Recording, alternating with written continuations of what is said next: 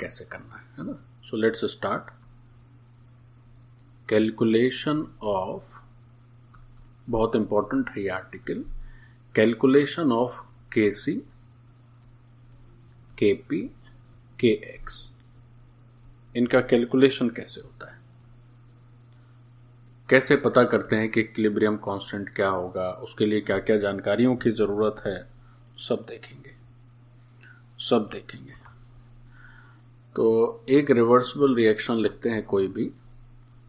सो ammonia वाली लिख लेते हैं कि अमोनिया डिसोसिएट होके नाइट्रोजन और हाइड्रोजन का फॉर्मेशन करता है। सो N2 + 3H2।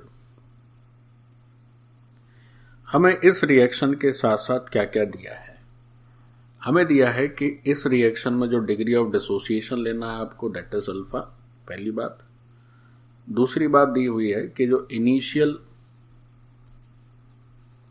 Number of moles हैं, या एक बात ऐसे लिख सकते हैं कि initially only ammonia is present,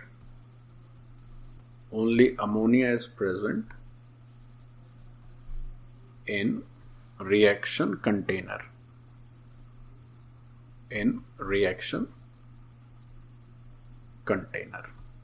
एक ये बात थी। अच्छा, दूसरी बात हमें ये भी दे दी कि इनिशियल मोल्स ऑफ अमोनिया,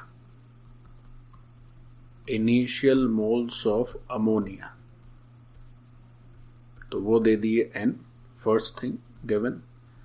दूसरी बात हमें दे दी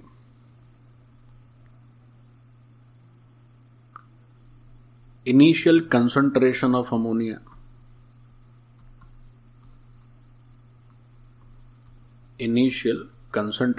अमोनिया, तो वो दे दिया C। और थर्ड दे दिया इनिशियल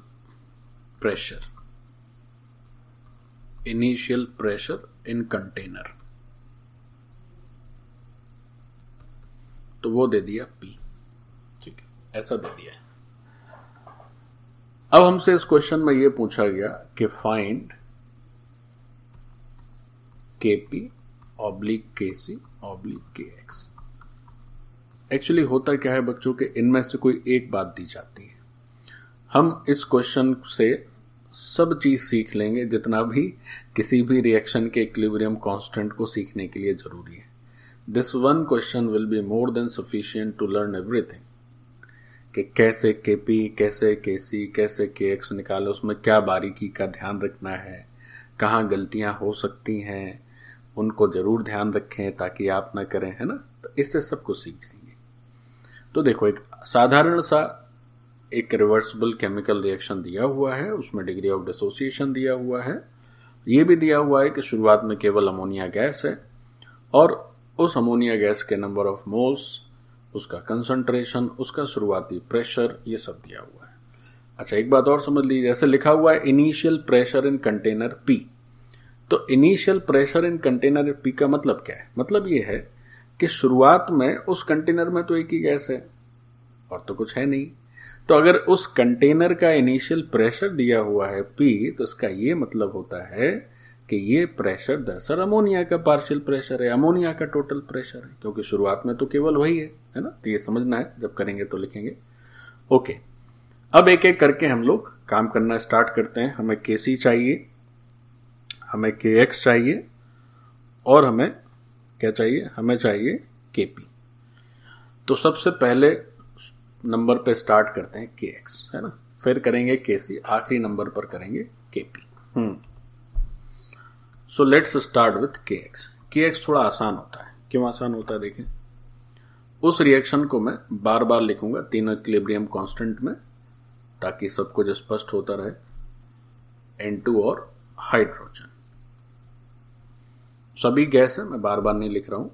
शुरुआत करते हैं कि Kx निकालना है। तो Kx में क्या सीखे हो कि हमें निकालना पड़ता है मोल फ्रैक्शन। एक्टिव मास को मोल फ्रैक्शन के टर्म में लिखते हैं। तो टाइम t = 0 पर हमारे पास केवल अमोनिया के ही n मोल्स दिए हुए हैं, ऐसा क्वेश्चन में लिखा हुआ था। अब टी इक्विलिब्रियम, तो यहां डिग्री ऑफ डिसोसिएशन दे रखा है, तो क्या करेंगे भाई, n इंटू 1 माइनस अल्फा, या ऐसे भी लिख सकते हैं आप n माइनस एन अल्फा। अब अगर 2 मोल्स अमोनिया से n अल्फा रिलीज होता है तो नाइट्रोजन कितना बनेगा, n अल्फा बाई 2। हाइड्रोजन कितना बनेगा, 3/2 n alpha, 3/2 n alpha. Nitrogen बन गया, हाइड्रोजन बन गया, अमोनिया आ गई। लेकिन all these are number of moles. तो जब हम, ये क्या है, ये मोल्स है initial, these are the initial mole, और ये मोल्स हैं, these are the moles at equilibrium, these are the moles at equilibrium. अब हम जब कोई भी इक्विलिब्रियम कांस्टेंट लिखते हैं, वो kx हो, kp हो, kc हो, तो उसमें क्या करना है, उसका जो एक्सप्रेशन होता है उसमें इक्विलिब्रियम के ही एक्टिव मास लिखे जाते हैं, चाहे वो न्यूमरेटर, चाहे वो प्रोडक्ट के हो, चाहे रिएक्टेंट के हो। तो इस बात को थोड़ा सा लिख लें, चूंकि हम लोग kp, kc, kx बताने जा रहे हैं, तो थोड़ा सा एक लाइन जरूर लिख लेंगे कि इन expressions of Kc oblique Kp oblique Kx, we use active masses of reactants oblique products हम यूज करते हैं एट इक्विलिब्रियम, ये नहीं कि किसी भी मोमेंट के एक्टिव मास यूज कर लिए, हमें केवल इक्विलिब्रियम पर ही जो एक्टिव मास होते हैं बच्चों वही यूज करने रहते हैं। चलो, अब जो kx है, उस kx में जो एक्टिव मास होता है वो होता है मोल फ्रैक्शन। तो अभी तो तुमने नंबर ऑफ मोल्स लिखे, तो पहले मोल फ्रैक्शन लिखो। तो मोल फ्रैक्शन लिखने के लिए क्या होता है, मोल फ्रैक्शन लिखने के लिए पहले आपको टोटल नंबर ऑफ मोल्स लिखने पड़ते हैं, है ना। तो टोटल मोल्स कितने आ गए भाई, टोटल मोल्स देखें इक्विलिब्रियम पर कितने आ गए, एट इक्विलिब्रियम। तो इक्विलिब्रियम पर अमोनिया के मोल्स हैं n minus N alpha, equilibrium पर नाइट्रोजन के मोल्स हैं n अल्फा बाई 2, इक्विलिब्रियम पर हाइड्रोजन के मोल्स हैं 3n alpha by 2। So if you add these three, you will get n plus n alpha या n into 1 plus alpha. So these are the number of moles at equilibrium. अब अगर ये number of moles equilibrium पर आ गए तो फिर क्या देखना होगा, T equilibrium पर मोल फ्रैक्शन। तो मोल फ्रैक्शन कितना होगा भाई, तो इसके नीचे अमोनिया के नीचे अमोनिया का मोल फ्रैक्शन लिखते हैं। तो अमोनिया का मोल फ्रैक्शन हो जाएगा, अमोनिया के मोल्स कितने हैं, n इंटू 1 माइनस अल्फा, और टोटल मोल्स कितने हैं, n into 1 plus alpha. Nitrogen के नीचे नाइट्रोजन का मोल फ्रैक्शन लिख लेते हैं, है ना। तो नाइट्रोजन के मोल्स कितने हैं इक्विलिब्रियम पर, n alpha by 2, and total moles are n into 1 plus alpha. Hydrogen के नीचे हाइड्रोजन के मोल फ्रैक्शन लिख लेते हैं, हाइड्रोजन के मोल्स कितने हैं भाई, 3/2 n अल्फा, और total moles n into 1 plus alpha. हो गए सारे मोल्स, सॉरी सारे मोल फ्रैक्शन हो गए, ये सारे मोल फ्रैक्शन हो गए। अब सबके मोल फ्रैक्शन आ गए, एक्टिव मास आ गया। अब बस हमें क्या करना है, अब हमें kx का फॉर्मूला लिखना है, उसमें ये सारे वैल्यू सब्स्टिट्यूट कर देने हैं। देखो कैसे, अब बारी है kx लिखने की। तो kx क्या होगा, चूंकि यहां पर हमें kx लिखना है तो मैं यहां फिर से रिएक्शन लिख दे रहा हूं, आपको फिर से लिखने की जरूरत नहीं है, हम बस समझाने के लिए लिख रहे हैं, आपको नहीं लिखना है। ये रिएक्शन हो गई। तो जब हम kx लिखेंगे, यानी कि मोल फ्रैक्शन लिखने हैं हमें, तो हम लिखेंगे भैया नाइट्रोजन का मोल फ्रैक्शन, फिर लिखेंगे हाइड्रोजन का मोल फ्रैक्शन जो भी आएगा और उसकी पावर में 3। फिर लिखेंगे अमोनिया का मोल फ्रैक्शन और पावर में 2। ऐसे लिखना पड़ता है क्योंकि जो कोफिशिएंट होते हैं उनको पावर में यूज करना रहता है। तो भाई नाइट्रोजन का मोल फ्रैक्शन कितना आया था? तो नाइट्रोजन का मोल फ्रैक्शन आया था n अल्फा बाई 2 और नीचे तो सब में फिक्स ही था n इंटू 1 प्लस अल्फा। कोई पावर नहीं आनी है क्योंकि नाइट्रोजन का कोफिशिएंट 1 है। हाइड्रोजन का मोल फ्रैक्शन कितना आया था? It was 3n alpha by 2 and denominator n into 1 plus alpha. Again कोई पावर आनी है, 3 पावर आएगी। अच्छा, फिर अमोनिया का मोल फ्रैक्शन कितना आया था भाई? n इंटू 1 माइनस अल्फा और नीचे तो सबका सेम ही है, पावर में 2। अब समझिए, समझना ये है कि जब हम कोई भी मोल फ्रैक्शन लिखते हैं तो पीछे के स्टेप में ही एलिमिनेट कर सकते थे, मैंने गलती कर दी। मोल फ्रैक्शन जब भी आप लिखेंगे तो जो शुरुआती नंबर ऑफ मोल्स होते हैं उनका कोई उसमें औचित्य नहीं रहता, वो तो कैंसिल ही हो जाना है। देखो, जैसे नाइट्रोजन का मोल फ्रैक्शन पूछा गया तो n से n कैंसिल हो गया, यहां भी n और n, यहां भी n, सब जगह से n कैंसिल हो गया। तो एक बात ये समझ में आ गई भाई कि जो kx का एक्सप्रेशन है उस kx के एक्सप्रेशन में n का तो कोई रोल ही नहीं है। kx के एक्सप्रेशन में n का तो कोई रोल ही नहीं है। अगर kx को फिर से लिखें हम, जो कि लिखना बस समय की बर्बादी है, बट फिर भी चलो लिख लो, चूंकि सब लोग उतना तीक्ष्ण नहीं होते हैं कि समझ जाएं चीजों को। दिखता है तो थोड़ा समझने में उन्हें आसानी होती है। ठीक, देखो, इस अगर kx के एक्सप्रेशन पर गौर करें आप तो n तो गायब हो गया, n का तो नामो निशान मिट गया। तो क्या समझे, n की जगह डबल n होता, n डैश होता, 50 होता, 60 होता, क्या फर्क पड़ता? कोई फर्क नहीं पड़ता, n तो आने ही नहीं है ना। तो हमें ध्यान रखना होगा कि अगर kx की बात करें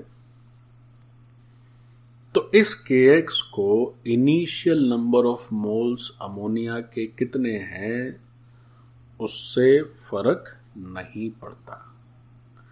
क्यों नहीं पड़ता? क्योंकि जब हम kx लिखते हैं तो हमारे एक्टिव मास मोल फ्रैक्शन के टर्म्स में लिखे जाते हैं और किसी भी कंपोनेंट का आप मोल फ्रैक्शन जब लिखोगे तो ऊपर और नीचे से वो कैंसिल हो जाता है, इसलिए उससे कोई फर्क नहीं पड़ता। हम कहें भाई हमने शुरुआत में अमोनिया के 10 मोल लिए तो kx बताइए, कोई दूसरा कहे हमने सर 20 मोल लिए तो kx बताइए, कोई कहे हमने 50 मोल लिए तब kx बताइए। हाँ, टेम्परेचर सेम आना चाहिए, टेम्परेचर सेम होना चाहिए, तो केवल इसके मोल से कोई फर्क नहीं पड़ेगा। वो मोल्स कुछ भी होते रहें, kx विल बी सेम।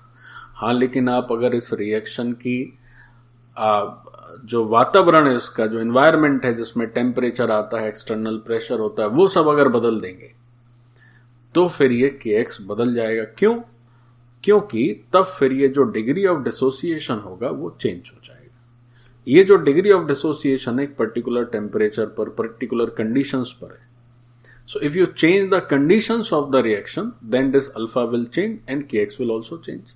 लेकिन maintaining the same conditions, if you are just keep on changing number of moles, kx will not change.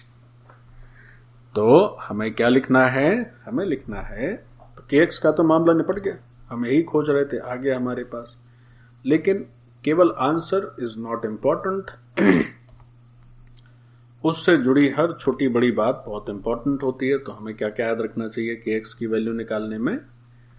कि if conditions of reaction same, conditions का मतलब क्या हो गया? External environment, external environment. then kx remains independent of initial number of moles। Initial number of moles से kx का कोई लेना देना नहीं। हाँ, लेकिन रिएक्शन की कंडीशन नहीं बदलोगे। रिएक्शन की कंडीशन बदल दोगे तो मोल 10 मोल से शुरुआत करी जाए, 300 केल्विन पर रिएक्शन करा रहे हैं, 10 ही मोल से शुरुआत करी जाए, 500 केल्विन पर रिएक्शन करा रहे हैं, kx will change। Why? Because alpha will change। हम लोग पहले पढ़ भी चुके हैं कि रिएक्शन की कंडीशंस बदलने से इक्विलिब्रियम कांस्टेंट बच्चों बदल जाते हैं, तो फिर रिएक्शन अलग तरह से होती है। अल्फा देखो, अल्फा क्या है? अल्फा यही तो है कि कितना डिसोसिएट होगा। तो किसी टेम्परेचर पे हो सकता है NH3 जल्दी जल्दी डिसोसिएट हो, किसी टेम्परेचर पे हो सकता है थोड़ा कम डिसोसिएट हो, धीमे धीमे डिसोसिएट हो। तो अल्फा की वैल्यू किस पर निर्भर करेगी? उस टेम्परेचर पर डिपेंडेंट होगी कि नहीं होगी? तो इस बात को भी चलो हम लिखवा देते हैं। तो हमें दिमाग में एक बात जरूर याद रखनी है कि if conditions of reaction are changed,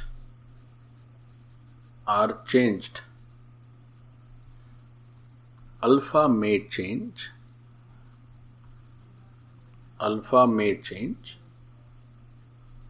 kx may also change,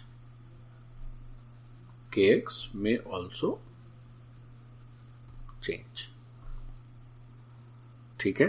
तो कंडीशंस रिएक्शन की बहुत इंपॉर्टेंट है।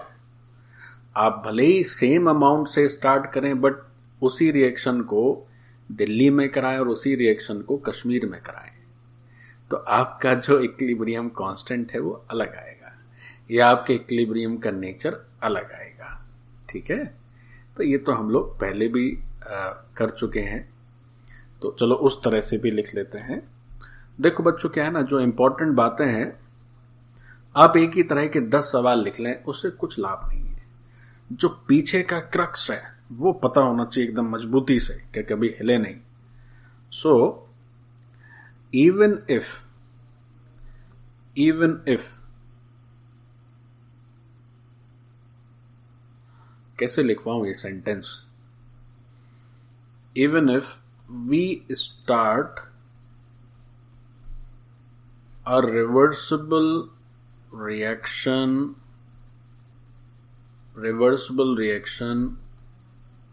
with same initial quantities, है ना। क्वांटिटीज में कुछ भी हो सकता है। क्वांटिटीज में क्या क्या हो सकता है? क्वांटिटीज में मोल्स की बात हो सकती है, क्वांटिटीज में कंसंट्रेशन की बात हो सकती है, पार्शियल प्रेशर की बात हो सकती है। Reaction with same initial quantities into different environment,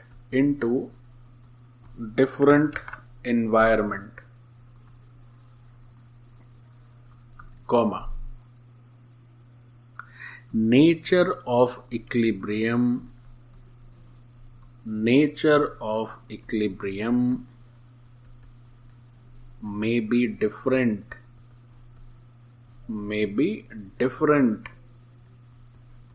in both cases. Nature का मतलब क्या है? इक्विलिब्रियम के नेचर से आप क्या समझते हैं? अरे जो इक्विलिब्रियम पर जो एक्टिव मास आए थे, वो एक्टिव मास किसी अलग कंडीशन में दूसरे होंगे और किसी अलग कंडीशन में दूसरे होंगे।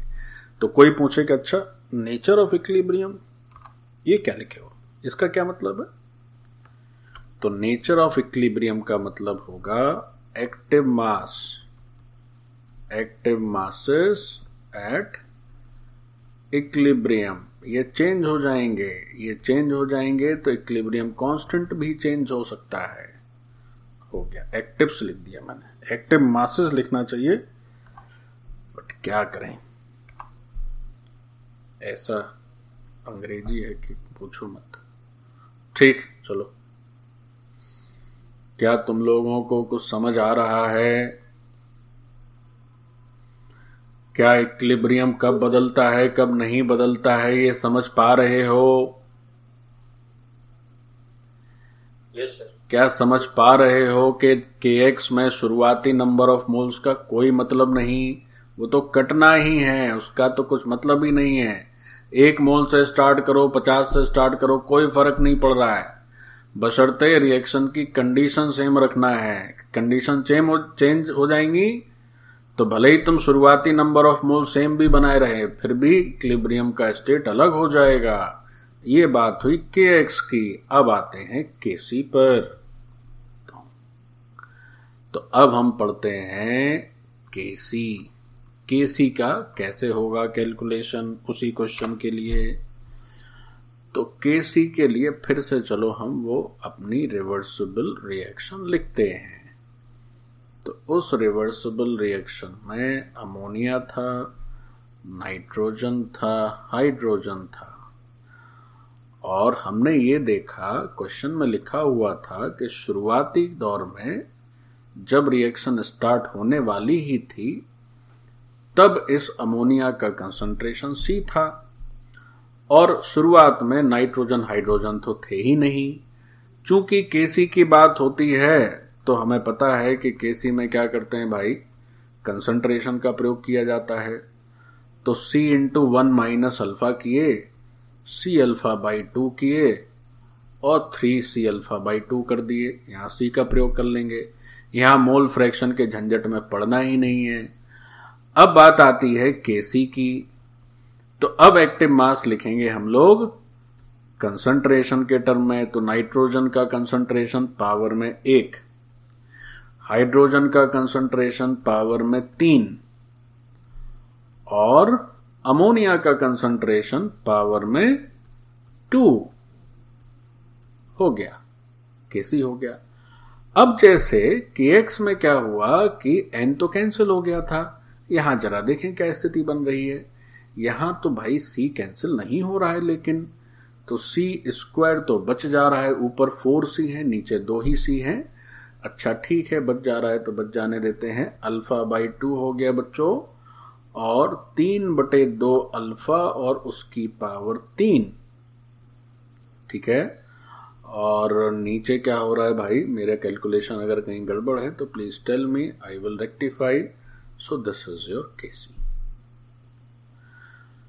तो यहां से क्या परिणाम निकला, तो यहां से हमें ऐसा लग रहा है देख के कि जो kc है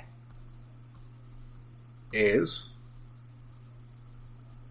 डिपेंडेंट ऑन इनिशियल कंसंट्रेशन, है ना।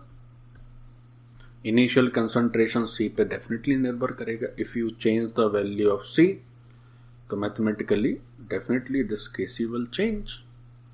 ये जो kc है ये kc का उत्तर हो गया, ये kc बदल जाएगा। लेकिन जब kx कर रहे थे तो क्या लग रहा था, kx कर रहे थे तब बात हुई कि भाई खूब बदलते रहे n। kx के तो फॉर्मूले में n आता ही नहीं है, n आता ही नहीं है, तो n से इंडिपेंडेंट हो गया। लेकिन ये kc बेचारा फंस गया चक्कर में, ये तो c पे डिपेंडेंट हो गया भाई। c बदलेगा तो ये बदलेगा, c बदलेगा तो ये नहीं बदलेगा। गलत है स्टेटमेंट। यही बारीकियां तो सीखनी है तुम्हें। देखने से लग रहा है अरे सर क्या बात कर रहे हैं, C बदलेगा तो बदलेगा नहीं कैसे। देखिए C दिख रहा है यहाँ पे, हाँ C कट जाता मान लीजिए तो मान के चलते कि नहीं बदलेगा। अभी तो दिख रहा है, बदलेगा क्यों नहीं, नहीं बदलेगा। कैसे,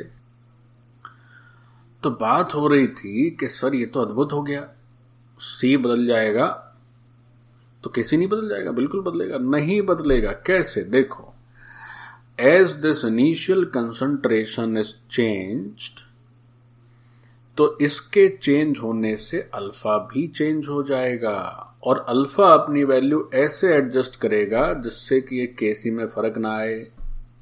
हाँ, लेकिन फिर वही बात है, दो अलग अलग इनिशियल कंसंट्रेशन आप सेम टेम्परेचर पे लीजिएगा। इन एक्सटर्नल एनवायरनमेंट तो पहली शर्त है, फिर आप भले ही सी इनिशियल बदलते रहें तो अल्फा भी बदल जाएगा उसके अकॉर्डिंगली और आपका केसी पे कोई फर्क नहीं आएगा। तो ये धोखा है, ये जो सामने तुमको लिखा दिख रहा है ये धोखा है। तो एक और भी बात याद रखें कि ये जो अल्फा है और ये जो इनिशियल कंसंट्रेशन है ये आपस में कनेक्टेड हैं बच्चों, ये आपस में कनेक्टेड हैं। लेकिन अगर kx की बात करी जाए तो फिर वहां पर वैसा नहीं है, वहां वैसा सिस्टम नहीं है ना। तो लिखिए इस चीज को, वहां पर n कुछ भी होता रहे कोई फर्क नहीं पड़ता, वहां n कुछ भी होता रहे कोई फर्क नहीं पड़ता। लेकिन फिर समझो एक बात, जैसे क्या होगा, देखिए बहुत गूढ़ सब्जेक्ट है ये। C क्या होता है? C होता है मोल पर लीटर। तो C होता है मोल पर लीटर, तो कंटेनर का वॉल्यूम तो फिक्स ही है, कंटेनर का वॉल्यूम तो फिक्स ही है, तो वो लीटर वाला कंपोनेंट तो फिक्स ही है। आप मोल कुछ भी लेते रहें, लीटर वाला कंपोनेंट तो फिक्स ही है। तो यहां भी तो बच्चों, यहां भी तो मोल्स बदलने से अल्फा बदल रहा है कि नहीं बदल रहा है? भाई नंबर ऑफ मोल्स आप बदलेंगे तभी तो नंबर ऑफ कंसंट्रेशन बदलेगा, तभी तो ये अल्फा बदलेगा। तो अब एक बात और समझिए, जब हम kx का एक्सप्रेशन लिखते हैं तो वहां ऐसा सिस्टम होता है कि जो शुरुआती नंबर ऑफ मोल्स हैं वो कट जाता है, अल्फा के टर्म में ही आंसर आ जाता है। तो मैथमेटिकली भी लगता है कि भैया कोई फर्क नहीं पड़ना है क्योंकि n तो कट जा रहा है। लेकिन वहां भी if you change initial number of moles तो वहां भी जो है अल्फा रीएडजस्ट होता है, लेकिन वो इस तरह से रीएडजस्ट होगा कि आपके kx पर फर्क नहीं पड़ेगा। तो वहां मैथमेटिकली भी फर्क नहीं पड़ता है और प्रैक्टिकली भी फर्क नहीं पड़ता है।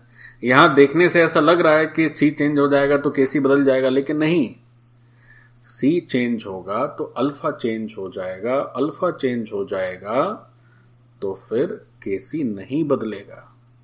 लेकिन जब वो अभी थोड़ी देर पहले kx का एक्सप्रेशन देखे थे उसमें अल्फा के टर्म में ऊपर भी था और नीचे भी अल्फा के टर्म में था, तो वहां तो मैथमेटिकली इतना दिमाग आदमी नहीं लगाता ना, वहां सोचेगा n तो कट गया, अल्फा के टर्म में आ रहा है तो kx तो चेंज नहीं होगा।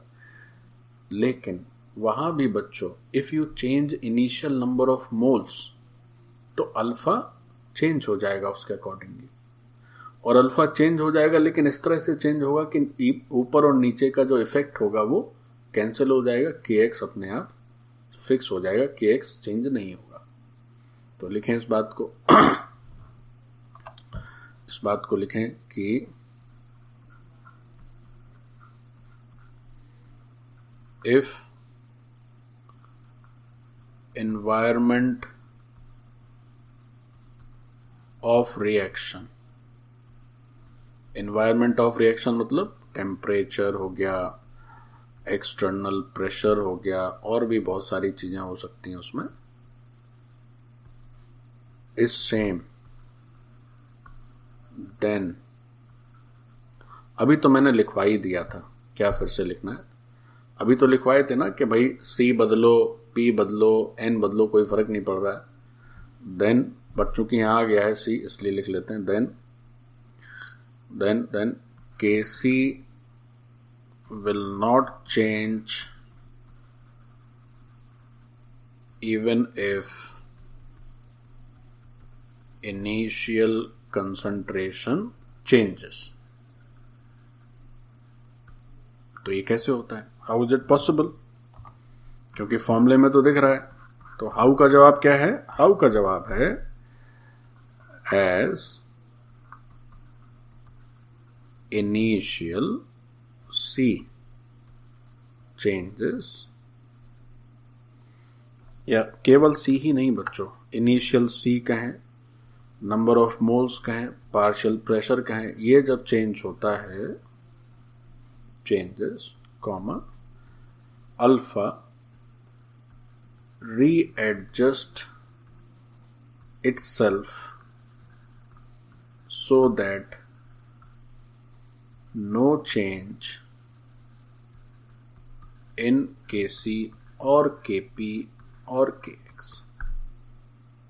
बहुत important statement, very important and highly technical. क्यों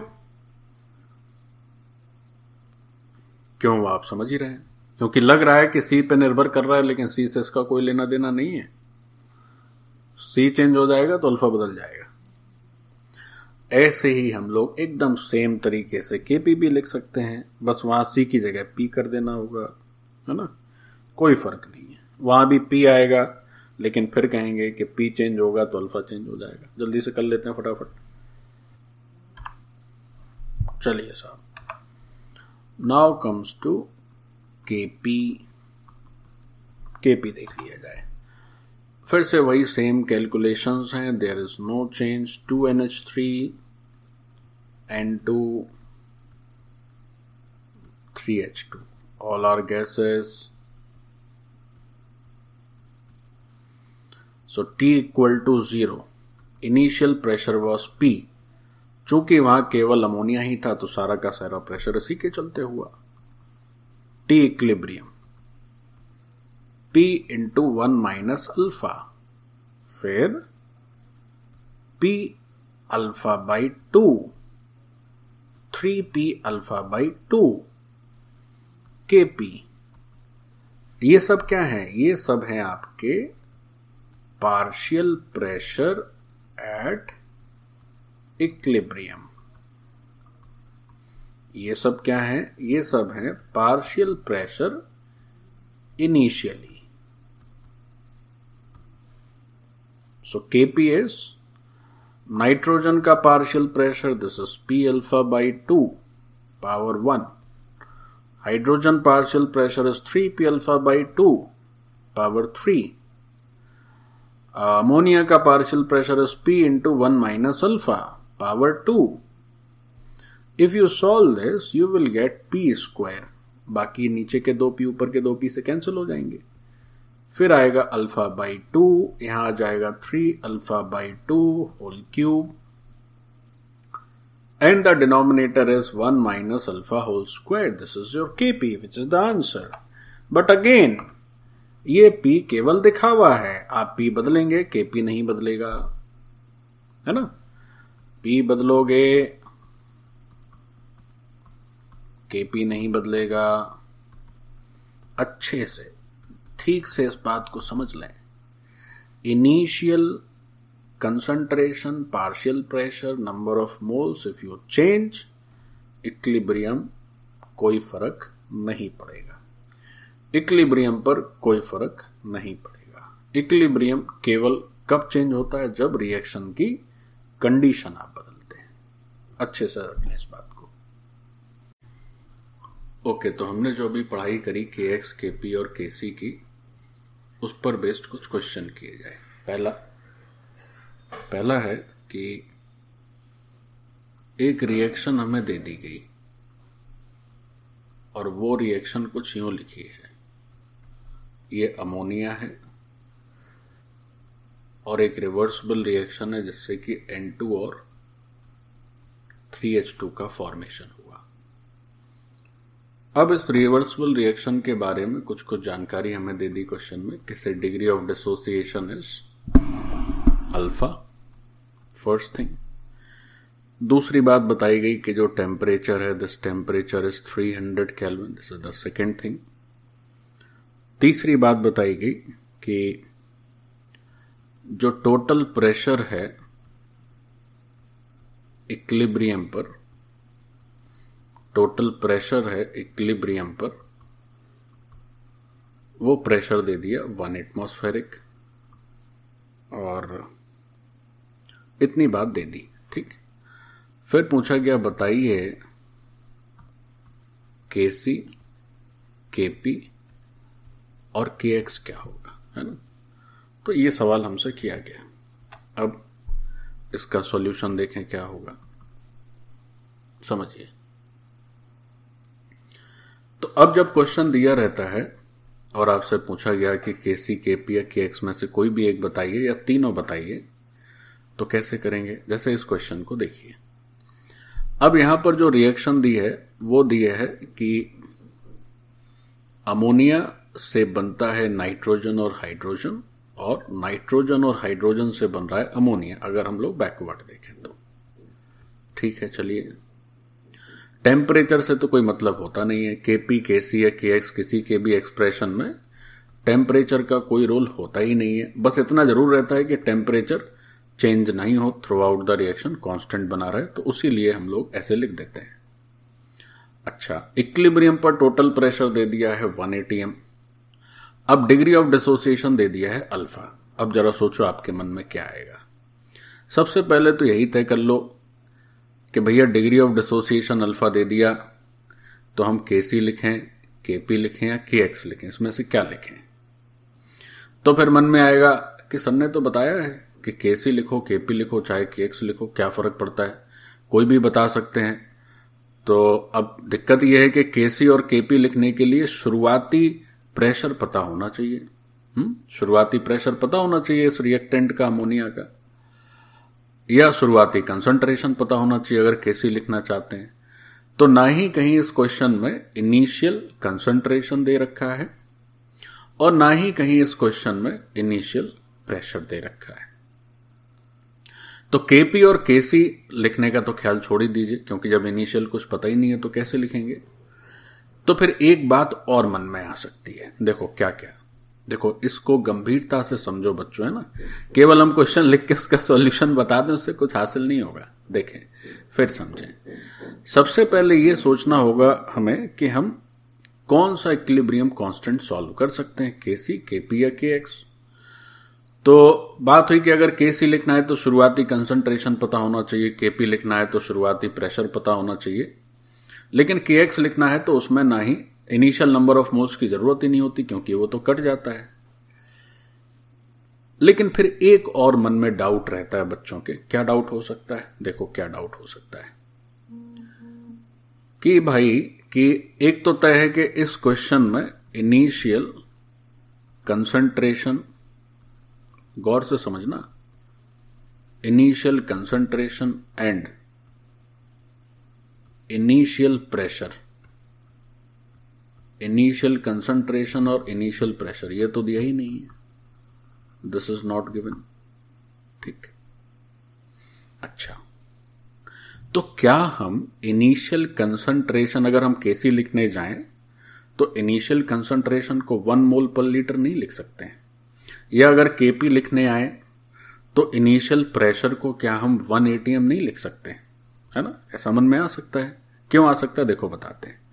तो अगली बात इस क्वेश्चन को सॉल्व करने में मन में आएगी कि if we want to solve, थोड़ा एनालिटिकली इस क्वेश्चन को करते हैं। तो आप फिर देखो, एक क्वेश्चन ऐसे करो कि फिर उससे आगे पीछा दायां बायां कुछ भी आए फटाफट निपट जाए आपसे। So if we want to solve KC, अगर हमें केसी सॉल्व करना है तो हम क्या करें? If we want to solve KC, so can we assume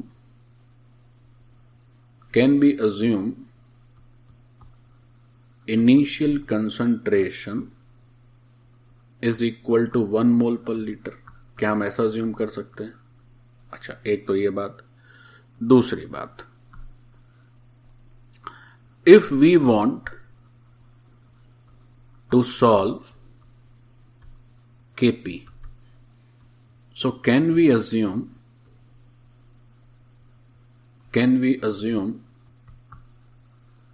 initial pressure as 1 atm? कैसा कर सकते हैं? ये जो प्रेशर है वो इनिशियल प्रेशर नहीं है बच्चों। ये तो तब की बात है जब इक्विलिब्रियम आ जाता है, तब एक एटमॉस्फेरिक प्रेशर होता है। इनिशियल प्रेशर होता है जो शुरुआती, जैसे अगर मान लीजिए हमने शुरुआत की केवल अमोनिया से, तो अमोनिया का प्रेशर होगा इनिशियल प्रेशर। इक्विलिब्रियम तक तो आते आते क्या होगा कि उस कंटेनर में कुछ अमोनिया भी दिखेगा, कुछ आपको नाइट्रोजन भी नजर आएगा, कुछ आपको हाइड्रोजन भी नजर आएगा। तो जो प्रेशर होगा वो सबके चलते होगा, केवल वो प्रेशर अमोनिया के चलते नहीं होगा। तो इनिशियल जो भी बात करी जाएगी वो शुरुआती स्टेट की बात है। अब ये विचार मन में क्यों आए? जैसे किसी के मन में अगर ये विचार आया कि हम सोचें कि अगर हमें केसी बताना है तो इनिशियल कंसंट्रेशन हम 1 मोल पर लीटर क्यों नहीं लिख सकते, लिख ही सकते हैं। या हमें केपी बताना है तो हम इनिशियल प्रेशर 1 एटीएम क्यों नहीं लिख सकते, लिख सकते हैं। तो ये एक वाली बात कैसे मन में आएगी? ये मन में ऐसे आएगी क्योंकि सर आपने तो बताया है कि केसी लिखें चाहे केपी लिखें, इनिशियल कंसंट्रेशन से कोई लेना देना है नहीं, इनिशियल प्रेशर से केपी का कोई लेना देना है नहीं, तो हम बिल्कुल लिख सकते हैं 1 मोल पर लीटर 1 एटीएम प्रेशर, बिल्कुल लिख सकते हैं। जब कोई लेना देना ही नहीं है तो हम 1 लिखें या 10 लिखें या 15 लिखें या 50 लिखें, क्या फर्क पड़ रहा है? क्या फर्क पड़ रहा है? कोई फर्क नहीं पड़ रहा है। यहां तक आपका कहना बिल्कुल जायज है, यहां तक की सोच एकदम ठीक है कि क्या फर्क पड़ रहा है। हाँ सर बिल्कुल सही। अच्छा, इसके बाद जरा देखिए क्या होगा।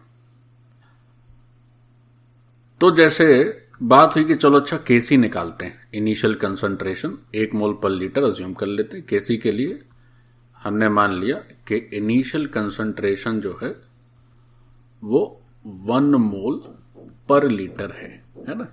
Let's assume this and solve. Let's assume this and try to get KC. तो 2NH3 गैसियस, इससे आ गया नाइट्रोजन गैसियस, और इससे आ गया हाइड्रोजन गैसियस। तो इनिशियली अगर देखें T = 0 पर, तो हमने कहा कि चलो भाई इनिशियल कंसंट्रेशन अमोनिया का 1 है और शुरुआत में कोई नाइट्रोजन हाइड्रोजन नहीं है। वैसे उस क्वेश्चन में एक लाइन और भी लिख लेंगे तो ठीक रहेगा। प्लीज नोट डाउन कि इनिशियली, ये सब भी दिया रहता है बच्चों, initially there is no hydrogen oblique nitrogen, ठीक, केवल अमोनिया ही है। तो हमने ऐसे लिख दिया। अब इक्विलिब्रियम तक जब पहुंचे, जैसे इक्विलिब्रियम का समय आया, तो क्या होता है कि अगर 1 है तो बहुत अच्छा है, सीधा अल्फा ही घटा देना है, अल्फा बना देना है। अब अल्फा नहीं बनेगा क्योंकि 2 मोल थे, 2 मोल से अगर अल्फा रिलीज हो रहा है, अल्फा डिसोसिएट हो रहा है, तो अगर 1 मोल का फॉर्मेशन होगा तो we will write alpha by 2 and here we will write 3/2 alpha, जो कि पिछले लेक्चर्स में हमने सीखा। तो फिर केसी लिखे, बहुत बढ़िया लग रहा है, फटाक से आंसर भी आ गया। अल्फा तो दिया ही हुआ है क्वेश्चन में, और सर ने तो हमारे बताया है कि भाई इनिशियल कंसंट्रेशन कुछ भी लिखते रहो, फर्क ही नहीं पड़ता है। केसी पे तो फर्क ही नहीं पड़ना है, तो हम 1 लिखें, 10 लिखें, 50 लिखें, दिया नहीं था तो सबसे आसानी की मान लेते। तो क्या जरूरी है ज्यादा कठिन मानने की, अपना काम हो गया। ऐसे ही कोई क्या कर सकता है, केपी भी कर सकता है। तो वो यहां उसको भी 1 लिख दे और अल्फा लिख के फिर फटाक से, तो सेम उसका आंसर केपी का भी आ जाएगा। तब तो बड़ी दिक्कत, फिर तो केपी केसी दोनों सेम ही आ रहे हैं, तो कहां गलती हो रही है? गलती हो रही है, बहुत भारी गलती हो रही है। क्यों गलती हो रही है? देखो क्वेश्चन में हमें ये जो दे रखा है अल्फा, डिग्री ऑफ डिसोसिएशन कह रहे हैं जिसको, ये डिग्री ऑफ डिसोसिएशन के बारे में हमने सीखा कि as we change initial concentration this alpha also changes, as we change initial pressure this alpha also changes. तो क्वेश्चन वाला अल्फा किस इनिशियल कंसंट्रेशन या किस इनिशियल प्रेशर के रिस्पेक्ट में लिखा हुआ है, ये कहीं बात नहीं की गई। क्योंकि जैसे ही आप इनिशियल कंसंट्रेशन या इनिशियल प्रेशर को बदलते हैं, वैसे ही क्या होता है कि आपका अल्फा भी बदलने लगता है, वैसे ही आपका अल्फा भी बदलने लगता है। तो वहां ये तो बात नहीं करी गई कि भाई ये अल्फा फलाने कंसंट्रेशन है के रिस्पेक्ट में, जब दिया ही नहीं कुछ तो फिर क्या पता कि अल्फा किस इनिशियल कंसंट्रेशन या किस इनिशियल पार्शियल प्रेशर के लिए है। ये तो बात कहीं की नहीं गई। तो जब ये बात नहीं की गई तो फिर इस तरह से केसी कैसे लिखोगे? तुम कैसे कह सकते हो कि इनिशियल कंसंट्रेशन अगर 1 मोल पर लीटर है तो उसके रिस्पेक्ट में जो डिग्री ऑफ डिसोसिएशन है वो अल्फा है? नहीं ना कह सकते। वो अल्फा की जगह कुछ और भी हो सकता है।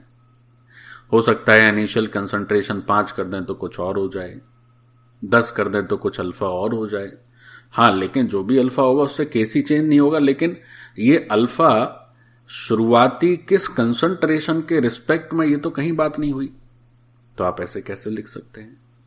तो पहली बात तो ये समझनी है हमें कि जब हमें केवल डिग्री ऑफ डिसोसिएशन की जानकारी है तो ये नहीं कह सकते कि वो किस इनिशियल कंसंट्रेशन या किस इनिशियल पार्शियल प्रेशर के लिए दिया हुआ है, तो फिर आप केसी या केपी का एक्सप्रेशन इस तरह नहीं लिख पाओगे, इस तरह से नहीं लिख पाओगे, क्योंकि केसी और केपी का जो स्टैंडर्ड एक्सप्रेशन है उसमें सी और पी आता है और सी और पी के ही वैल्यू पर बेस्ड अल्फा होता है, लेकिन यहां तो पता ही नहीं है कि अल्फा किस सी या किस पी के लिए। चलो, बहुत इंपॉर्टेंट, पहली बात समझ आई, पहली बात समझ आई इस क्वेश्चन में। और ये सब बातें क्वेश्चन को करने से ही समझ आती है, हवाई फायर नहीं है बच्चों। लिखो, देखो क्या आपको ध्यान देना है, आपको समझना है, आपको लिखना है कि if only alpha is given, if only alpha is given, comma,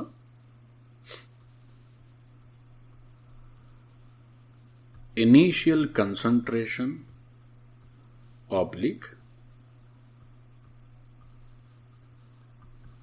initial pressure is not given, is not given। अगर इनिशियल कंसंट्रेशन और इनिशियल प्रेशर नहीं पता तब we can not assume initial concentration और इनिशियल प्रेशर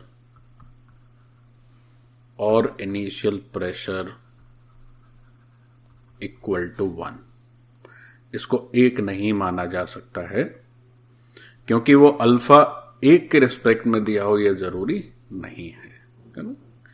क्योंकि जब initial concentration या initial pressure आप वैल्यू चेंज करेंगे तो अल्फा भी चेंज हो जाएगा। तो अल्फा किसके लिए पता है? नहीं पता है ना। तो यहां पर लिखें, हम नहीं जानते कि ये अल्फा किस इनिशियल कंसंट्रेशन या प्रेशर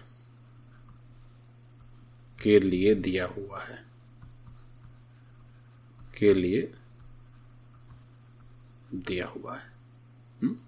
हम नहीं जानते तो नहीं लिख सकते। तो केसी और केपी की बात तो नहीं करेंगे। मतलब अगर केवल अल्फा पता है, इनिशियल कंसंट्रेशन प्रेशर नहीं पता है, तो केसी केपी नहीं निकाला जा सकता है। तो केसी और केपी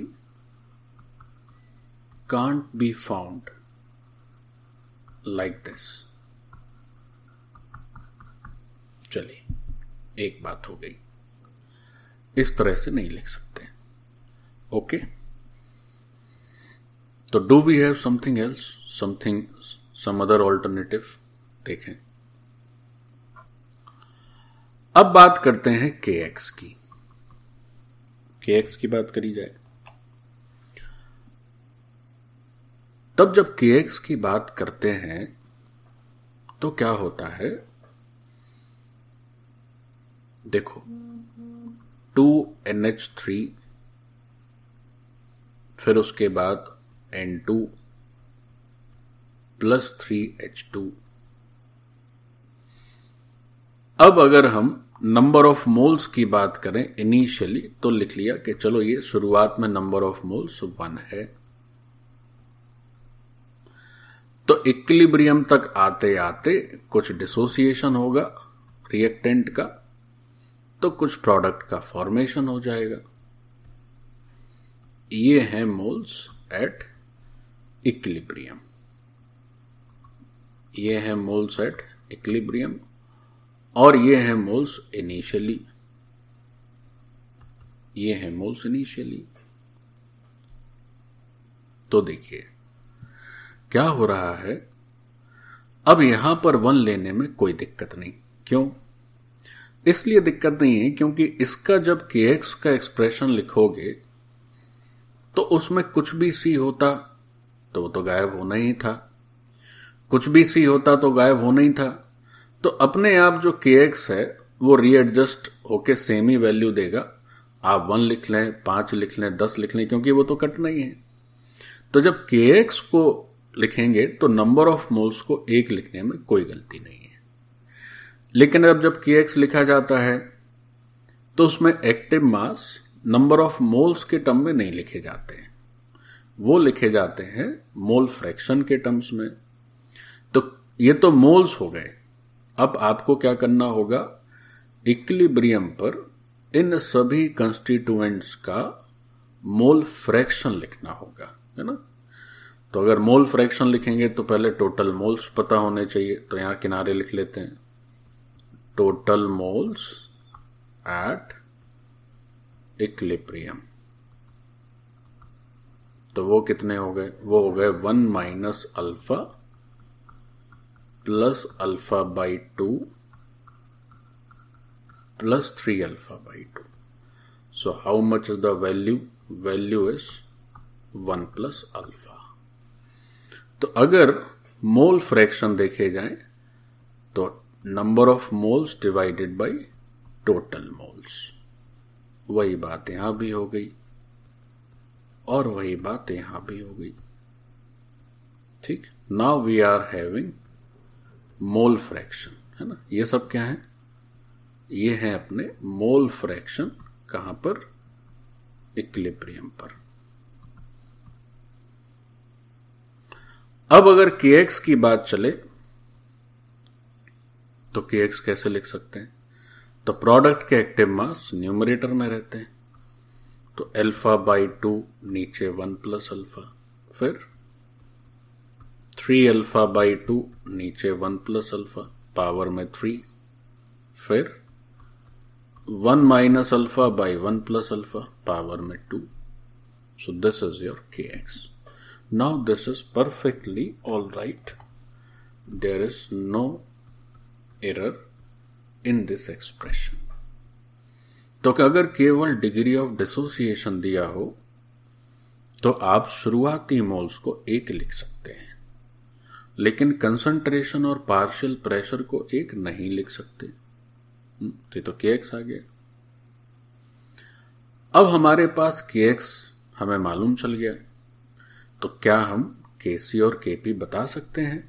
बिल्कुल बता सकते हैं। हमें kc, kp और kx के बीच के रिलेशन पता रहते हैं, तो हम लोग एक इक्विलिब्रियम कांस्टेंट जानकर बाकी के दो आराम से बता सकते हैं। कैसे? तो पहले तो एक लाइन ये लिख लिया जाए कि ऐसे याद रखेंगे कि if only alpha is given, comma, we can find, we can assume initial moles as 1 and get kx, है ना। हम kx आसानी से बता सकते हैं। इस बात को लिख लीजिए, kx हो गया। अब हम kx को यूज करके बाकी दो ही बता सकते हैं। कैसे? आपने फॉर्मूला पढ़ा kp equal to kx p total to the power delta N G, और दूसरा फॉर्मूला पढ़ा kp equal to kc rt to the power delta N G. तो देखो kx मान लीजिए पता चल गया, kx की जो भी वैल्यू आई लिख दी है। अब जो रिएक्शन है उस रिएक्शन के लिए अगर डेल्टा एन जी लिखना है तो डेल्टा एन जी क्या आ जाएगा? 2NH3 था और N2 प्लस 3H2, तो प्रोडक्ट में N2 का 1 मोल, हाइड्रोजन के 3 मोल, अमोनिया के 2 मोल, तो this is 2, this is delta N G. और P टोटल इक्विलिब्रियम पे दिया ही हुआ है। कितना दिया हुआ है? 1 ATM, या जो भी दिया हो, 1 की जगह 10 भी हो सकता है। तो जो Kp लिखा जाएगा, अब वो Kp क्या लिख दोगे, Kx पता ही है, P total is 1 ATM, power में 2, तो यहां से जो Kp आया वो Kx हो गया। ये फॉर्चुनेट रहा कि दोनों सेम ही आ गए, क्योंकि टोटल प्रेशर एक दे दिया था, अलग भी हो सकता था, एनीवेज जो भी रहता। So now we have got Kp। Once you are getting Kp, then you can use another relation. In that relation हम लोग क्या करेंगे, Kp को क्या लिखा है, Kc RT। तो चूंकि ATM की बातें हो रही हैं, तो R को हम लोग 0.0821 करके लिखेंगे। टेम्परेचर 300 केल्विन दिया ही हुआ है, और डेल्टा Ng को 2 लिखेंगे। तो यहां से जो Kc आएगा वो आ जाएगा Kp, और डिनोमिनेटर में जो भी आएगा वो Kc हो गया। सो this is your second relation. तो इस एक तरीके को यूज करके आपने Kp, Kc और Kx तो शुरुआत में ही बता दिए थे। So now we have got everything. हमारा Kc, Kp, Kx सारी बातें आ गई, हो गया आंसर। नाउ अब हमारे पास चूंकि इक्विलिब्रियम पर टोटल प्रेशर दिया हुआ था, तो हम Kp को एक और तरीके से भी निकाल सकते थे। एक तो हमने पहले Kx करके फिर Kp और Kc बताया, एक बार हम ऐसा कर सकते हैं कि सीधा Kp ही बता दें डायरेक्ट। देखो कैसे। तो अब देखते हैं हम लोग another method to get Kp directly here. देखो कैसे डायरेक्ट बताया जा सकता है। फिर से मैं वो रिएक्शन लिख रहा हूं। देखो बच्चों क्या है ना, ये आज तुम पहली बार पढ़ रहे हो कि कैसे Kc, Kp और Kx की वैल्यू एक्चुअली फाइंड की जाती है रिएक्शंस में। तो देखा जाए तो ये बहुत इंपॉर्टेंट है ना, especially those who are very sincere about this part। तो T इक्वल टू 0 पर हम पार्शियल प्रेशर, और वो तो लिखते नहीं है, मोल्स तो लिख ही सकते हैं, तो ये हो गए मोल्स इनिशियली। फिर T इक्विलिब्रियम तक आते आते क्या हुआ, क्या होगा, चूंकि डिग्री ऑफ डिसोसिएशन अपने को दे रखा था, तो वहां से हमने मोल्स देख लिए। कहां पर, ये मोल्स हो गए आपके इक्विलिब्रियम पर। फिर अगर मोल फ्रैक्शन की बात आई, तो मोल फ्रैक्शन भी लिख दिए। कैसे, 1 minus alpha by 1 plus alpha, alpha by 2 नीचे 1 प्लस अल्फा, 3 अल्फा बाई 2 नीचे 1 प्लस अल्फा, ये मोल फ्रैक्शन हो गया। अब देखिए, ये जो मोल फ्रैक्शन है बच्चों, ये मोल फ्रैक्शन भी कहां पर है, ये मोल फ्रैक्शन इक्विलिब्रियम पर है। अब अगर हम कुछ, हमारे पास ऐसी तरकीब हो कि इक्विलिब्रियम पर पार्शियल प्रेशर अगर पता चल जाए, तो फिर हम Kp को यूज कर सकते हैं। तो पार्शियल प्रेशर पता चल जाएगा। क्यों, क्योंकि इक्विलिब्रियम का टोटल प्रेशर मान लीजिए अगर P ATM है, 1 ATM की जगह P कर देते हैं, तो अब हम लोग क्या कर सकते हैं, पार्शियल प्रेशर लिख सकते हैं एट इक्विलिब्रियम, एट इक्विलिब्रियम। तो वो क्या हो जाएगा, जिस कंस्टिट्यूएंट का पार्शियल प्रेशर बताना है उसका mole fraction into total pressure, उसका mole fraction into total pressure, उसका mole fraction into total pressure. ये हो गया आपका partial pressure. Now we can get Kp। कैसे, वैसे ही जैसे करते आए हैं। नाइट्रोजन का partial pressure, so this is alpha by 2 divided by 1 plus alpha into P, no power. Then hydrogen का पार्शियल प्रेशर 3 अल्फा बाई 2 नीचे 1 plus alpha into P, power में 3 नीचे। अमोनिया का partial pressure 1 minus alpha by 1 plus alpha into P, power में 2 हो गया। अब चूंकि पार्शियल प्रेशर 1 था, तो अगर आप 1 करेंगे तो वापस से kx दिखने लगेगा। So now this is the answer for partial pressure. Now this is the answer for partial pressure. हो गया। तो ये हुआ केपी निकालने का तरीका। अच्छा, एक बात और ध्यान रखें, जैसे अगर दिया जाए इनिशियल प्रेशर, तो अगर शुरुआत में ये बोल दिया कि केवल अमोनिया गैस है, तो वो इनिशियल प्रेशर वो यानी केवल अमोनिया के चलते हैं। इक्विलिब्रियम पर टोटल प्रेशर दे दिया, तो इक्विलिब्रियम होता है तब तीनों कंपोनेंट्स या रिएक्शन के सारे कंपोनेंट्स होते हैं, तो वो जो प्रेशर होगा बच्चों वो सबका मिलाकर प्रेशर होगा इक्विलिब्रियम पर, जैसे कि इस क्वेश्चन में दिया है टोटल प्रेशर। तो अगर केपी आप बता दिए तो फिर यहां से भी आप kx और यहां से kc दोनों बातें बता सकते हैं। तो you can do using kx also, you can do using kp also, but initial you can get number of moles as 1, क्योंकि जब आप मोल फ्रैक्शन लिखेंगे तो इनिशियल नंबर ऑफ मोल्स क्या थे वो इमटेरियल रह जाएगा। So you will get the correct answer. लेकिन इनिशियल आप C और P नहीं लिख सकते, C और P को 1 नहीं लिख सकते अपने मन से, नहीं गड़बड़ हो जाएगा मामला। चलिए, तो क्या KP कैसे लिखे ये बात सबको समझ आ गई? यस। चलो, बहुत अच्छे, बहुत अच्छे। अब ऐसा कोई क्वेश्चन आएगा तो क्या तुम क्वेश्चन ठीक से सॉल्व कर पाओगे? ठीक से सॉल्व कर पाओगे, है ना? ठीक। एक छोटा सा शॉर्ट नोट और लिख लें इसमें, ताकि वो भी गलती ना हो आगे। जैसे इसी क्वेश्चन से रिलेटेड करके लिख लेते हैं तो दिमाग में रह जाएगी बात। If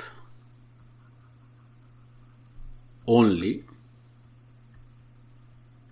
ammonia gas is present,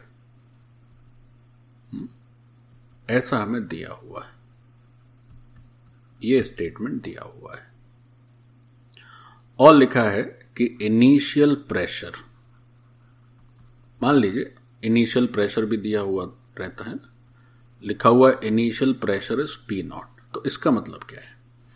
तो this is the pressure only due to the initial constituent of the reaction mixture. So this is the pressure, this is the pressure due to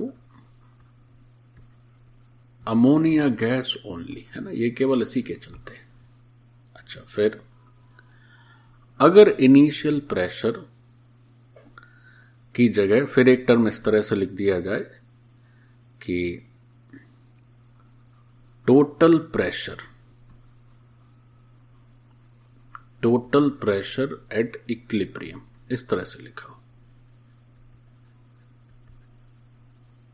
और वो दे दिया जाए से दिस इज P', तो ये P' क्या है? Now you will say this is the pressure of reaction mixture, या this is the pressure inside reaction container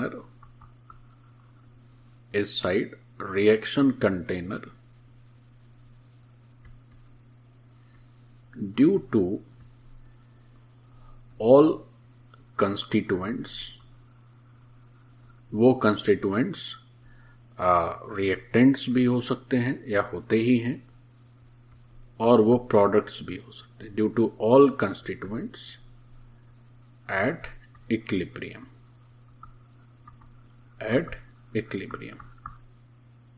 so then this is the total pressure at equilibrium, this is P'।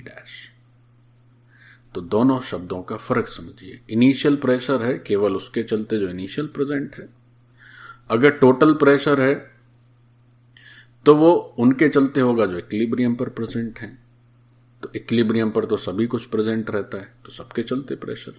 यानी आप ऐसे भी कह सकते हैं कि सारे गैसेस के प्रेशर का ये समेशन है। अब इक्विलिब्रियम पर अगर हमें केपी लिखना है तो इस टोटल प्रेशर में मोल फ्रैक्शन से मल्टीप्लाई करते जाएंगे, सबके पार्शियल प्रेशर आते जाएंगे, फिर केपी का फॉर्मूला बैठा देंगे। चलो ये बात हो गई, ये बात सीख लिए। अब एक रिएक्शन बहुत सस्ती होती है, कैसी? For a reaction if delta N G is 0। तो सस्ती क्यों होती है? ये इसलिए सस्ती हो जाती है कि कोई अगर एक भी इक्विलिब्रियम कांस्टेंट धोखे से हमारे चक्कर में फंस गया, हम पता कर लिए, तो बाकी दो की भी सेम वैल्यू हो जाएगी, है ना। तो for a reaction if delta N G 0 then K C is equal to K P equal to K X. तो जितना एफर्ट होगा वो एक ही इक्विलिब्रियम कांस्टेंट को लगाने में खर्च होगा, बाकी दो सेम वैल्यू हो जाएगी, है ना। So we need to solve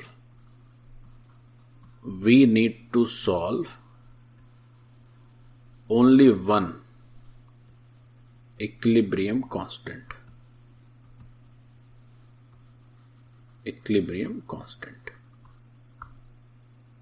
हो गया।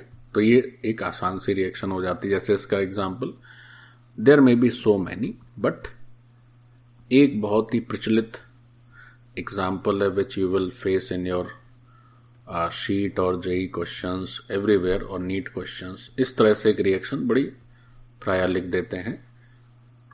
इसको इस तरह से भी लिख सकते हैं, पलट के भी लिख सकते हैं। तो अब इस इक्वेशन में अगर डेल्टा एन जी देखा जाए तो प्रोडक्ट के मोल्स 1 + 1, रिएक्टेड के mole 2 0। This is delta N G. चलिए क्वेश्चन करते हैं इक्विलिब्रियम का। अब ये बड़ा स्पेशल क्वेश्चन है क्योंकि इसमें इक्विलिब्रियम के लिहाज से तो नहीं है, लेकिन एक बहुत नई ऐसी चीज है और आपकी एनसीईआरटी का ही क्वेश्चन है ऑफकोर्स। सो मुझे थोड़ा अच्छा लगा। देखिए क्या है, क्वेश्चन नोट करेंगे बच्चों मेरे साथ। So given in the question that 13.8 gram of N2O4 was placed in 1 liter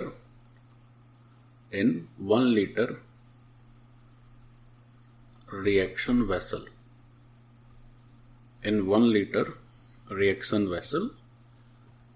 at 400 kelvin, ऐसा दिया हुआ है।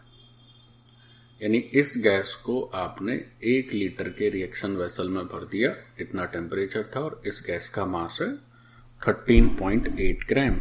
अच्छा, and allowed to attain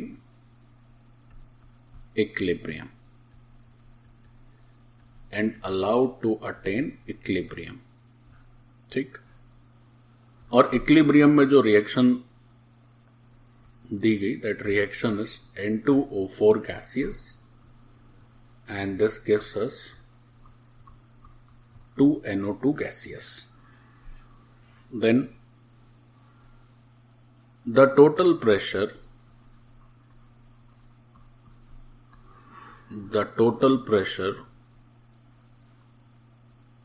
at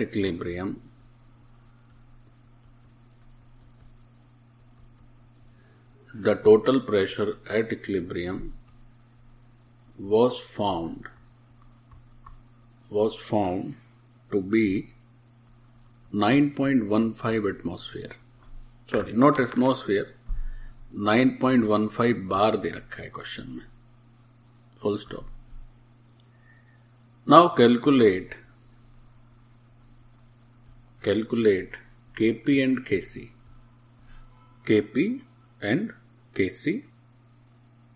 and partial pressures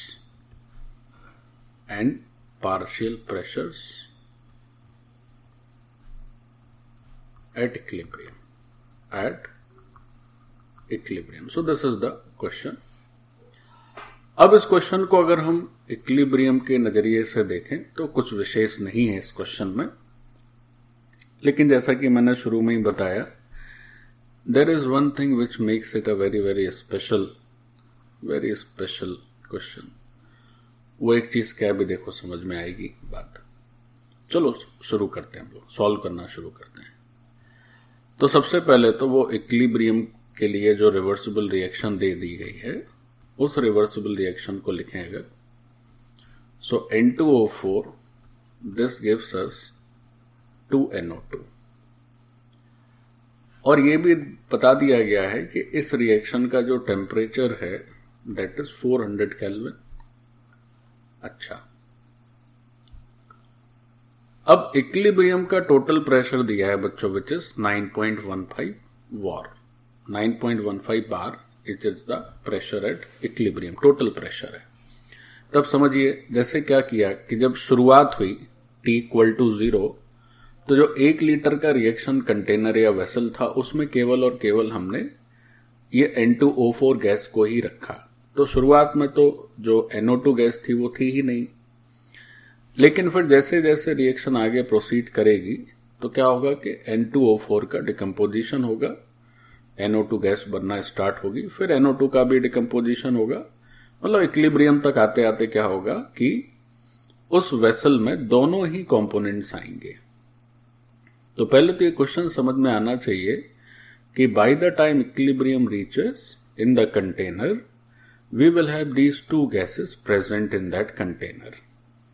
तो जो ये क्वेश्चन पूछा गया है कि भाई पार्शियल प्रेशर बताइए, तो वो पार्शियल प्रेशर का मतलब हुआ कि आपको partial pressure due to this N2O4 gas as well as due to this NO2 gas, दोनों पार्शियल प्रेशर बताने होंगे इक्विलिब्रियम पर। और जैसे इक्विलिब्रियम आएगा फिर तो कोई परिस्थिति में बदलाव आता नहीं है। तो इक्विलिब्रियम का जो टोटल प्रेशर है 9.15 bar, this is actually the summation of the pressure, individual pressures of these two gases, और वो इंडिविजुअल प्रेशर जो है उसी को बोलते हैं पार्शियल प्रेशर। हम लोग गैस लॉ में अच्छे से पढ़े है ना। तो हमें क्या करना है कि इन दोनों गैसेस का इक्विलिब्रियम पर इंडिविजुअल प्रेशर बताना है। अब जब इंडिविजुअल प्रेशर बता पाएंगे तो फिर हम लोग Kp भी लिख पाएंगे इन टर्म्स ऑफ प्रेशर, और Kp बता पाएंगे तो Kp Kc के रिलेशन से Kc भी लिख पाएंगे, सब काम कर पाएंगे, बहुत आसानी से कर पाएंगे। तो अब शुरुआत करी जाए, तो शुरुआत कैसे करें? शुरुआत में हमें N2O4 का मास दे रखा है और जिस कंटेनर में उसका वॉल्यूम भी दे रखा है और टेम्परेचर भी दे रखा है।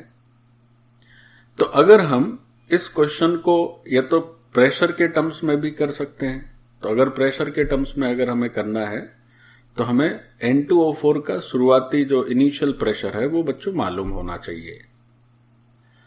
अगर वो मालूम है तो फिर हम लोग अपना काम आगे प्रोसीड कर सकते हैं।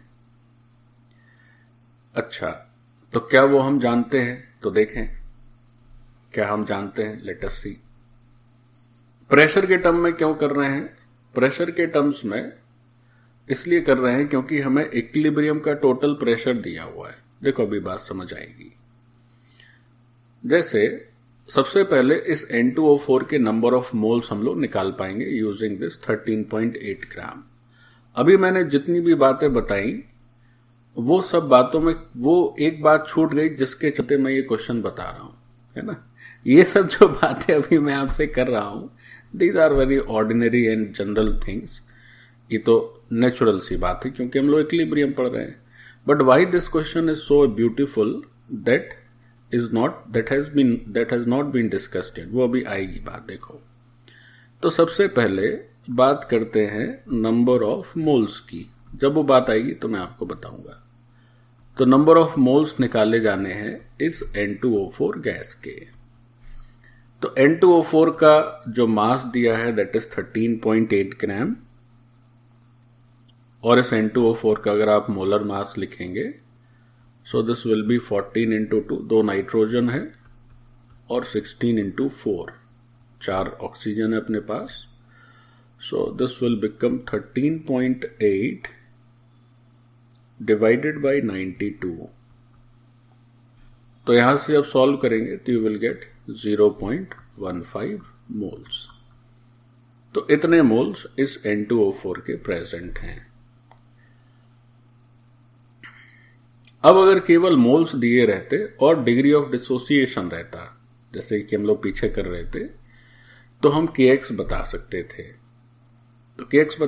थे, लेकिन यार डिग्री ऑफ डिसोसिएशन तो है ही नहीं, तो बिना उसके तो kx बता नहीं सकते हैं। अच्छा ठीक है, तो ये 0.1415 मोल आ गया। kx की चर्चा मैंने इसलिए कर दी कहीं आपके मन में आ जाए कि सर kx नहीं निकाल सकते हैं क्या, तो नहीं निकाल सकते। अच्छा, ये 0.15 मोल हो गया। तो अगर हम इनिशियली केवल यही गैस है तो इसका जो प्रेशर है वो बता पाए तो सारा क्वेश्चन प्रेशर के टर्म में ही निपट जाएगा।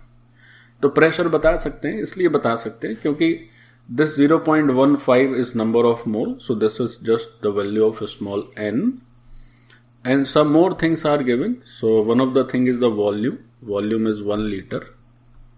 Second thing that given is temperature, this is 400 Kelvin. तो अब अगर हम लोग आइडियल गैस इक्वेशन वाला फॉर्मूला यूज कर लें, PV equal to nRT, so we require the pressure. So pressure is nRT by V, where n is 0.15. R को मैं छोड़ दे रहा हूं क्योंकि यही वो बात है जिसके लिए मैं आपको एक क्वेश्चन बताना चाहता हूं। Now temperature is 400 and volume is how much? Volume is given as 1 liter. चूंकि यहां पर वॉल्यूम लीटर में है, टेम्परेचर केल्विन में है, तो नेचुरली हम लोग आर का जो वैल्यू पढ़ते थे वो वैल्यू पढ़ते थे। आर की वैल्यू हमने क्या क्या याद रखी हुई है? अगर हमने पढ़ा है कि लीटर और एटीएम वाली बात करेंगे तो हम लोग वैल्यू पढ़ते थे 0.0821 लीटर एटीएम पर मोल केल्विन। इसी को पढ़ते थे 8.31 जूल पर मोल केल्विन। अब यहां चूंकि नीचे लीटर है तो जाहिर तौर पर हमें ये वाली वैल्यू रखनी चाहिए 0.821। तो अगर ये वाली वैल्यू रखते हैं तो जो तुम्हारा प्रेशर आएगा, चूंकि आप लीटर एटीएम वाली वैल्यू यूज करेंगे, तो you will get the pressure in terms of ATM.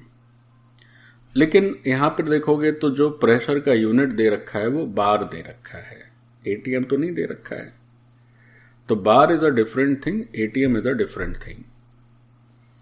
तो हम एक बात आज नहीं सीखेंगे, वो ये सीखेंगे कि ये जो आर के दो यूनिट हम लोग याद रखते हैं, एक में लीटर एटीएम लिखते हैं, एक में जूल लिखते हैं, एक हम लोग एटीएम की जगह बार भी लिख सकते हैं। तो अगर बार करके अगर आर की वैल्यू लिखें तो यहां पे जो तुम वैल्यू 0.0821 लिखते हो, that value becomes 0.0831 and litre bar per mole kelvin. So this is a new thing. तो हम लोगों ने अभी तक जितनी भी पढ़ाई पढ़ी, कभी भी आर की ये वैल्यू यूज ही नहीं करी, कभी भी आर की ये वैल्यू यूज नहीं की बार के टर्म्स में। आज हम लोग इसको यूज करेंगे। अच्छा, ये वैल्यू जनरेट कैसे हुई वो भी मैं आपको बताता हूं, how we arrived at this value. तो पहले ये वैल्यू रख लेते हैं आर की, विच इज 0.083। इतना भी लिखेंगे तो भी पर्याप्त है। तो when you right this value 0.0831, अब आपका जो प्रेशर आएगा, चूंकि आपने बार वाला आर रखा है, तो जो प्रेशर आएगा वो भी बार में ही आएगा।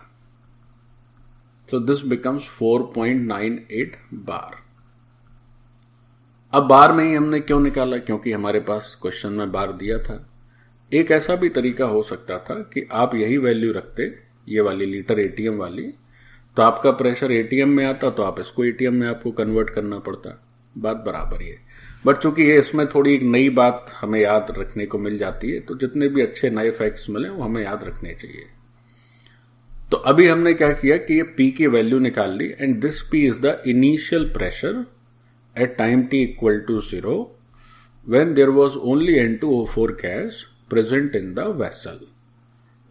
Reaction was just about to start, nothing happened. तब इतना प्रेशर आया. तो ये जो प्रेशर आया वो नेचुरली केवल इस रिएक्टेंट N2O4 के चलते आया. अब थोड़ा ये जो वैल्यू कैसे आई उसको समझ लिया जाए. देखिए, हम जब 1 ATM लिखते हैं तो हम लिखते हैं 1.01325 into 10 to the power 5 pascals. ठीक. इसी ATM को हम लिखते हैं 10 to the power इसी ATM को हम लोग लिखते हैं 1.01325 बार. या यूं कहें कि अगर एक बार पूछा जाए, so what is 1 bar? 1 bar is just 10 to the power 5 pascal. तो ये ATM और बार का ये रिलेशन होता है बच्चों. तो जैसे हम R की वैल्यू पढ़ते हैं 0.0821 लीटर ATM, नीचे आता है मोल और केल्विन. तो ये जो R हमने लिखा है, जिसमें हमने लीटर ATM लिखा है, अब हम चाहें कि उस ATM को बार में कन्वर्ट कर दें. तो बार में कैसे कन्वर्ट करेंगे? तो एक ATM में जितने बार होते हैं उतने से मल्टीप्लाई कर देते हैं. So let's multiply this 0.0821 by 1.01325 होगा, 325. So now unit becomes liter bar per mole Kelvin. So when you multiply these two numbers, you will get 0.0831 और भी कुछ कुछ आएगा, बट चलो इतना याद रख लो. In litre bar per mole kelvin. तो इसमें कोई अलग से नंबर भी जनरेट नहीं हुई, तो इसको आसानी, चूंकि हम लोग 8.31 याद ही रखते हैं, तो उसी से मिलता जुलता ये भी 0.0831 litre bar per mole kelvin. So this is the new thing which we can learn from this question, है ना. ऐसे ही मैं आपको बार बार बोलता हूं कि whenever you solve some test paper, some assignment booklet, है ना, you will always find some new things.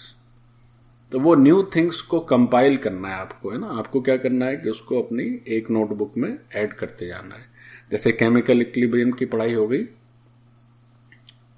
आपको 10 पेज छोड़ देने अपनी एडिशन के लिए.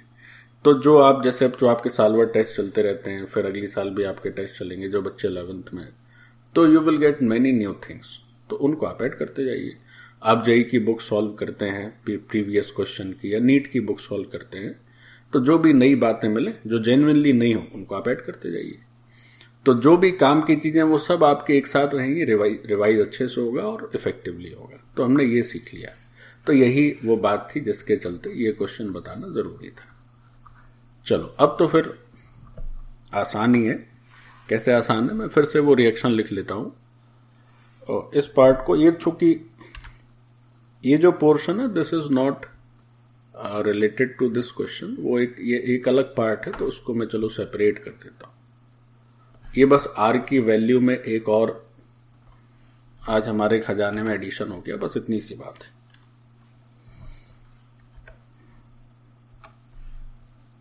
अब वापस से केमिकल इक्विलिब्रियम कर लेते हैं, है ना. तो बहुत आसान है. N2O4 था शुरुआत में N2O4 ही था हमारे पास, and this got converted into NO2.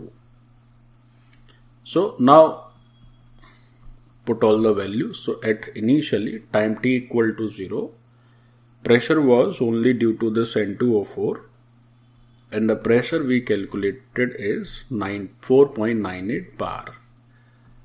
जैसे ही इक्विलिब्रियम आया तो हम लोग क्या करते हैं कि अब इसमें से कुछ डिकम्पोज होगा. चूंकि यहां 1 मोल है, यहां 2 मोल है, तो अगर यहां से x डिकम्पोज हुआ तो यहां फॉर्मेशन हो जाएगा बच्चों 2x का. है ना. So this is the, so all these are pressures, partial pressure, all these are partial pressure. ये शुरुआती इक्विलिब्रियम का है.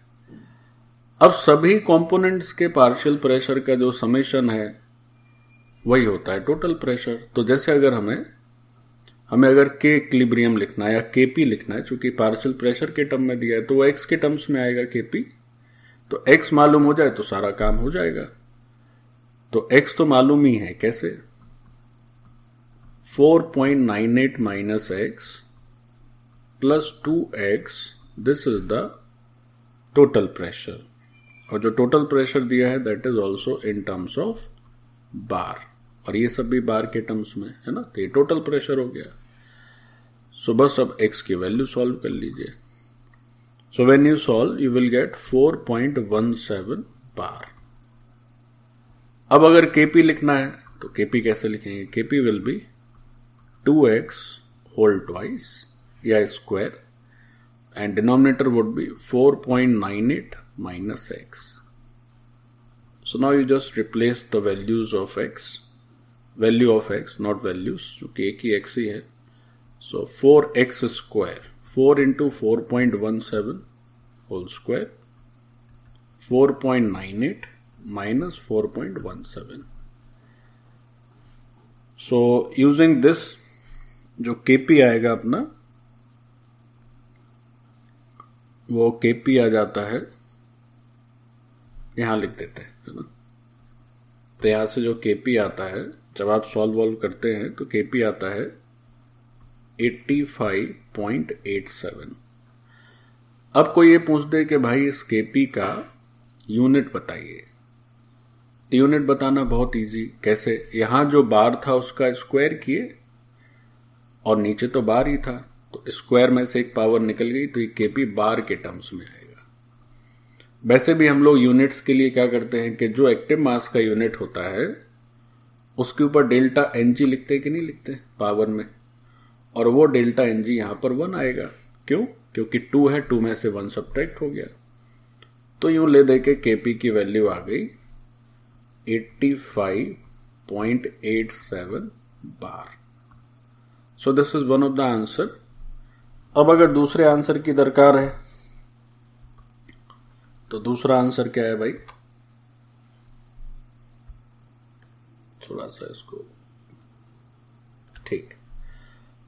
अब एक क्या क्या पूछा गया था? केपी केसी, अच्छा पार्शियल प्रेशर भी पूछे गए थे. तो पार्शियल प्रेशर तो यहीं से आ जाएंगे. अगर आप, चलो पहले केसी निकाल लेते हैं फिर पार्शियल प्रेशर लिख देंगे.